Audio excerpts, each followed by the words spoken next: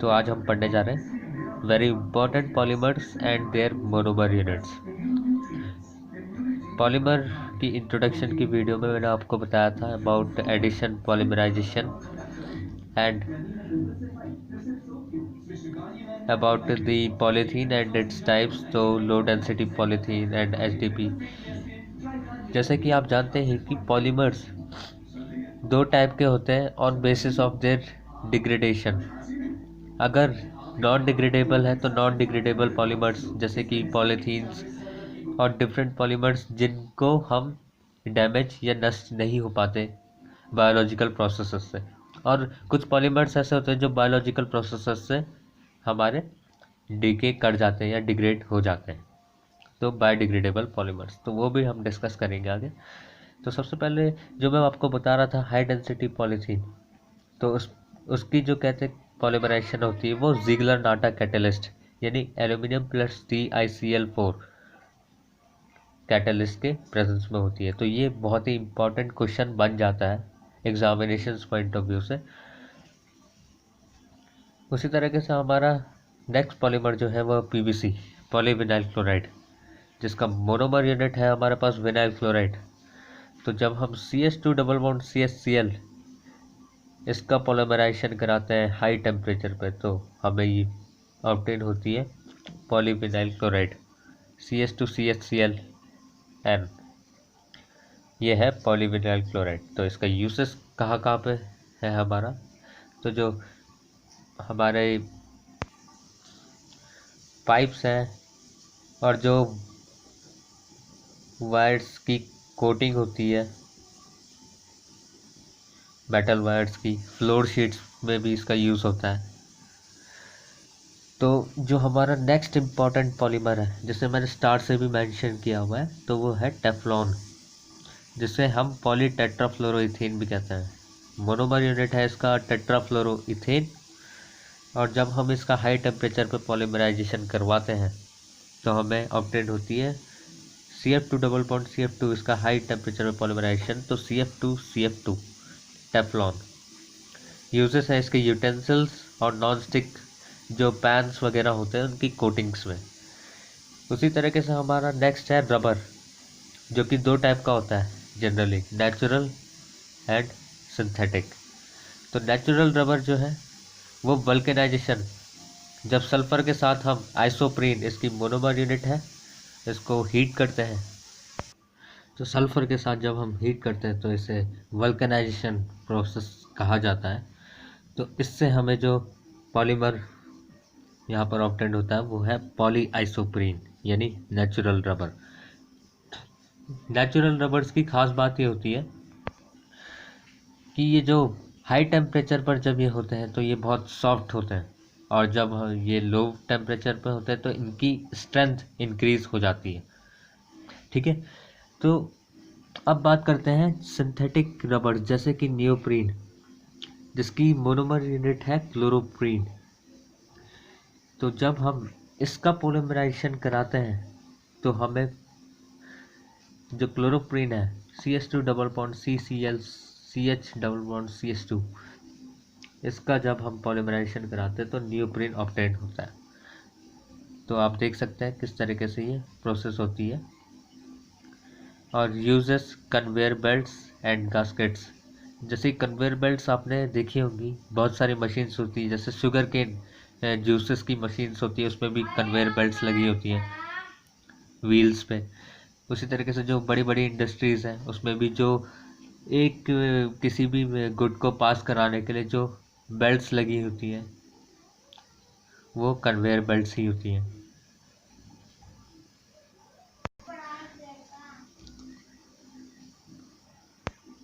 तो अब हम जो बात करेंगे वो है बहुत ही इम्पोर्टेंट पॉलीमर्स जिनके मोनोमर्स यूनिट्स से रिलेटेड एग्जाम्स में, बोर्ड एग्जाम्स में बहुत सारे क्वेश्चंस बनते हैं। सबसे पहला है ब्यूना एस।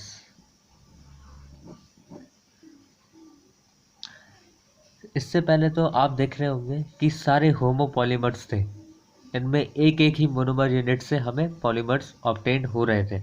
अब ये जो ब्यूना एस है ये है कोपॉलीमर, जो कि दो मोनोमर्स यूनिट्स के कंपोजिशंस जो दो यूनिट्स के कंपोजिशन से फॉर्म होती है। जैसे कि इसके जो मोनोमर यूनिट्स है वो है ब्यूटाडाइईन प्लस स्टायरीन।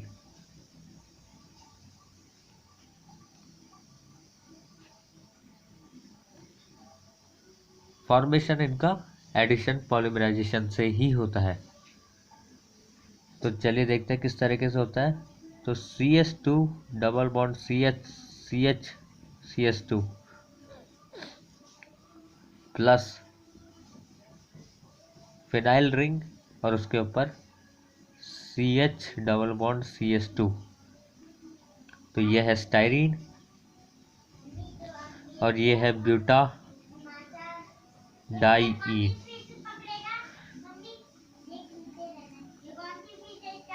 ठीक है, जब इसका हम पॉलीमराइजेशन कराते हैं तो यहाँ पर फॉर्म होता है CH2CH double bond CH CH2 CH CH2 और इस वाले कार्बन से लिंक्ड रहता है फिनाइल रिंग।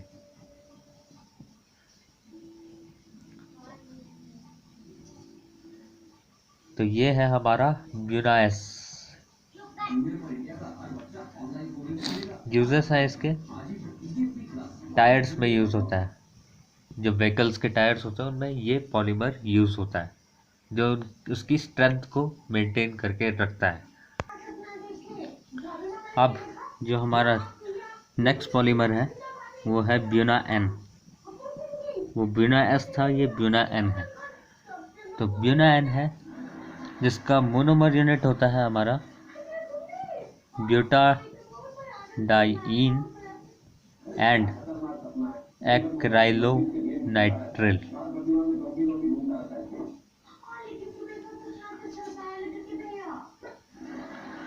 तो चलिए देखते हैं किस तरीके से यहाँ पर पॉलीमराइजेशन होती है। तो ब्यूना एस में जो होता था, ये इलेक्ट्रॉन्स यहाँ से यहाँ और ये इलेक्ट्रॉन्स यहाँ से यहाँ, उसी तरीके से ये डबल बॉन्ड यहाँ से यहाँ, तो इस तरीके से फॉर्मेशन होती है। उसी तरीके से जो ब्यूटाडाइईन है CH2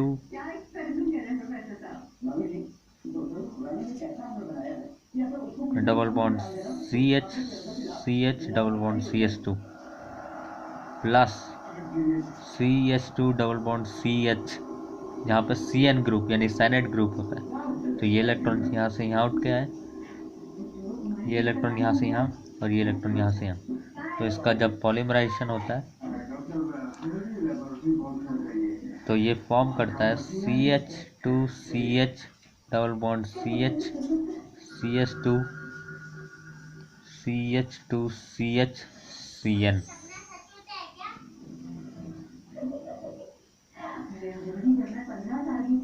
तो ये पॉलीमर है हमारा ब्यूना एन। यूजेस इसके होते हैं ब्यूना एन के ऑयल शीट्स और टैंक्स में की जो लाइनिंग होती है उसमें ब्यूना एन पॉलीमर का यूज किया जाता है। तो अब तक हमने बात की थी अबाउट एडिशन पॉलीमर्स, जो एडिशन पॉलीमराइजेशन से ऑब्टेन होते थे। अब बात करते हैं कंडेंसेशन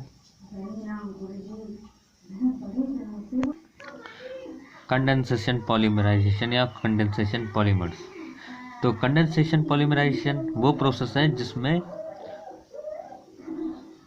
मोनोमर यूनिट्स कंडेंस होती हैं एक साथ हो मिलके, और एलिमिनेशन होता है इस प्रोसेस में सिंपल मॉलिक्यूल्स जैसे वाटर, इथेन, CO2 एटसेट्रा का।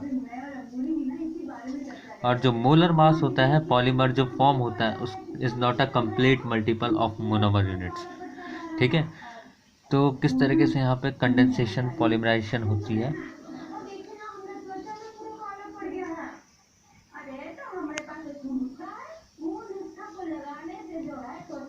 A monomer plus B on polymerization gives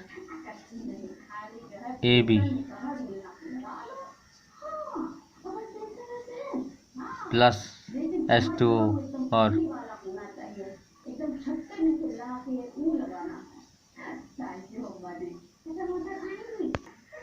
H2 और CO2 इन जैसे मॉलिक्यूल्स का यहाँ पर एलिमिनेशन होता है। तो सबसे पहले जो हमारा पॉलीमर है वो है पॉलिएस्टर, जिसे हम डेक्रोन भी कहते हैं।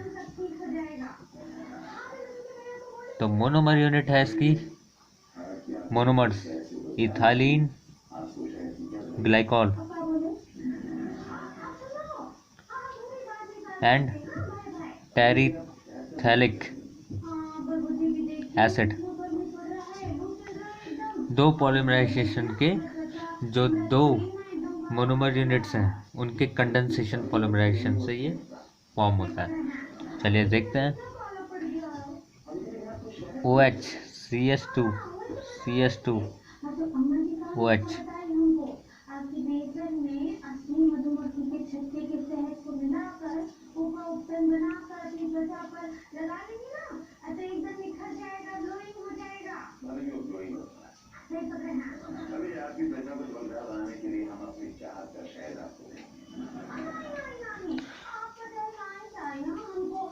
जब इसका हम पॉलीमराइजेशन कराते हैं तो हमें फॉर्म होता है CS2 CS2 COO phenyl ring और बेंजीन रिंग भी कहते हैं इसे।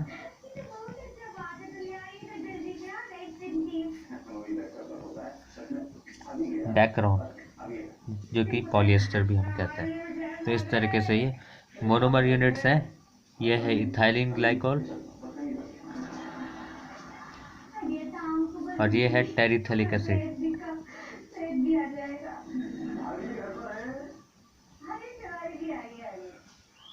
ठीक है।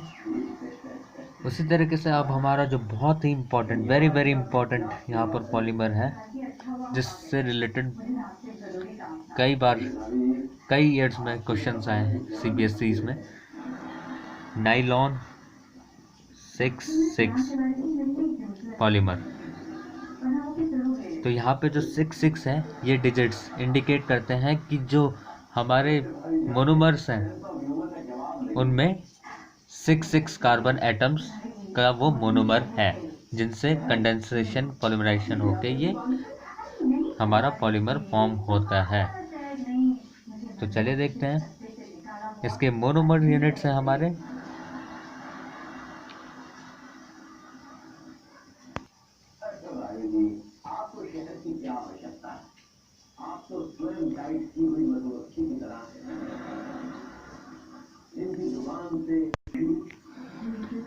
Hexamethyl lean diamine and adipic acid. इसके मोनोमर यूनिट्स होती हैं। तो इनमें 6 कार्बन एटम्स प्रेजेंट होती हैं। तो नायलॉन 6,6 यही इंडिकेट करता है। तो चलिए देखते हैं किस तरीके से ये यूनिट्स होती हैं। H2N CS2 whole 6 NH2। ये है hexamethylene diamine plus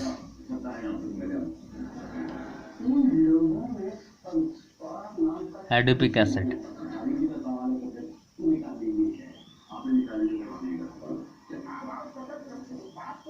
CS2 whole 4 COH। तो 6 कार्बन एटम इसमें भी हो गए। यह है एडिपिक एसिड। तो इसका जब हम पॉलीमराइजेशन कराते हैं तो ये बनाता है NH CS2 whole 6 NH C double bond O CS2 whole 4 C double bond O।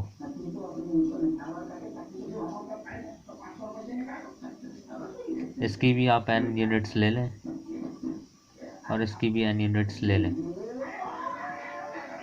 तो ये है हमारा जो पॉलीमर नायलॉन 6,6 बहुत ही इम्पोर्टेंट है एग्जामिनेशन पॉइंट ऑफ व्यू से।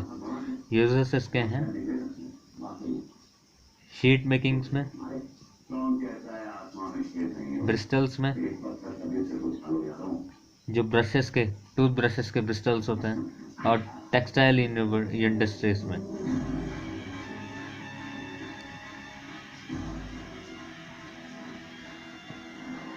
ठीक है, तो ये थे दो बहुत ही इम्पोर्टेंट पॉलीमर्स। अब जो बहुत ही इम्पोर्टेंट पॉलीमर्स हमारे हैं उनमें है नायलॉन 6। तो इसका जो मोनोमर यूनिट है वो single monomer unit with 6 carbon atom, caprolactam.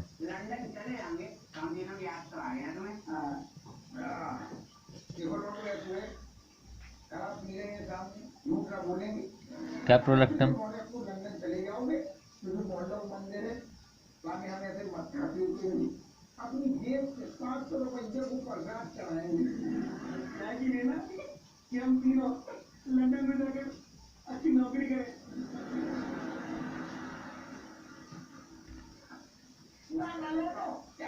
ये है हमारा caprolactam monomer unit.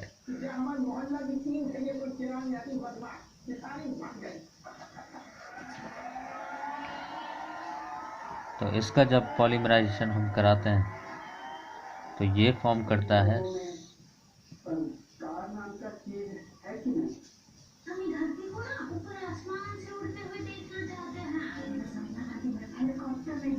Nylon 6 carbon atom के साथ। यूजेस है इसके preparation of fabrics, ropes and tyre cords में।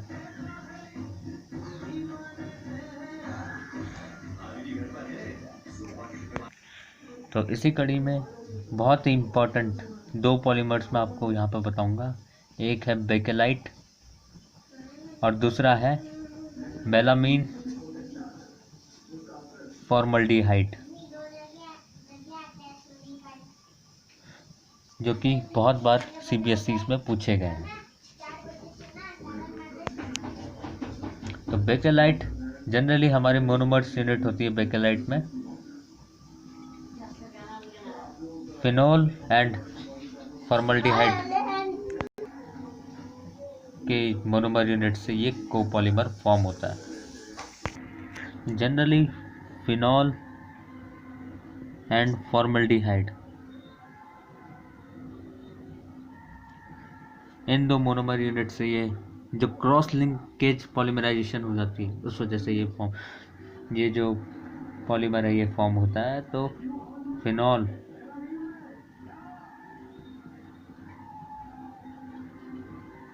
Plus SCHO polymerization cross linkage, तो ये फॉर्म करता है हमारा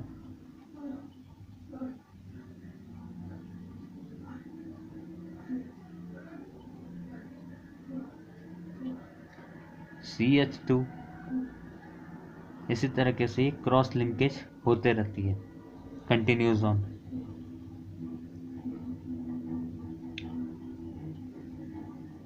उसी तरह से कैसे एक यहाँ से लिंक हो जाता है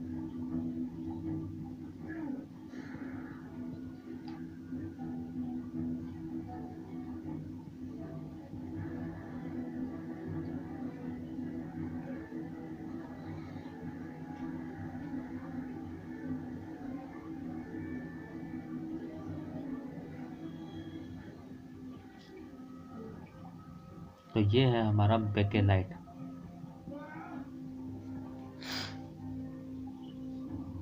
ठीक है, तो अब बात करते हैं मेलामीन फॉर्मल्डिहाइड की, जो कि बहुत ही इम्पोर्टेंट पॉलीमर है। तो इसमें जो मोनोमर यूनिट्स होती है वो मेलामीन एंड फॉर्मल्डिहाइड। तो मेलामीन का यहाँ पर जो स्ट्रक्चर होता है उस कुछ इस तरीके से होता है NH2 NH2 NH2 plus HCHO, ये तो फॉर्मल्डिहाइड है। इसका पॉलीमराइजेशन जब आप कराएंगे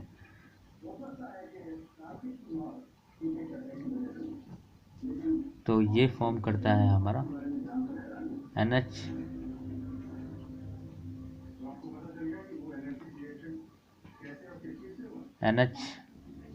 एंड NH। तो ये है हमारा मेलामिन फॉर्मल्डिहाइड। यूजेस है इसके अनब्रेकेबल क्रॉकरीज में। तो ये कुछ ऐसे पॉलीमर्स थे, बहुत ही इंपॉर्टेंट पॉलीमर्स और उनकी मोनोमर्स यूनिट्स जो कि हमारे एडिशन एंड कंडेंसेशन पॉलीमराइजेशन से फॉर्म होता है।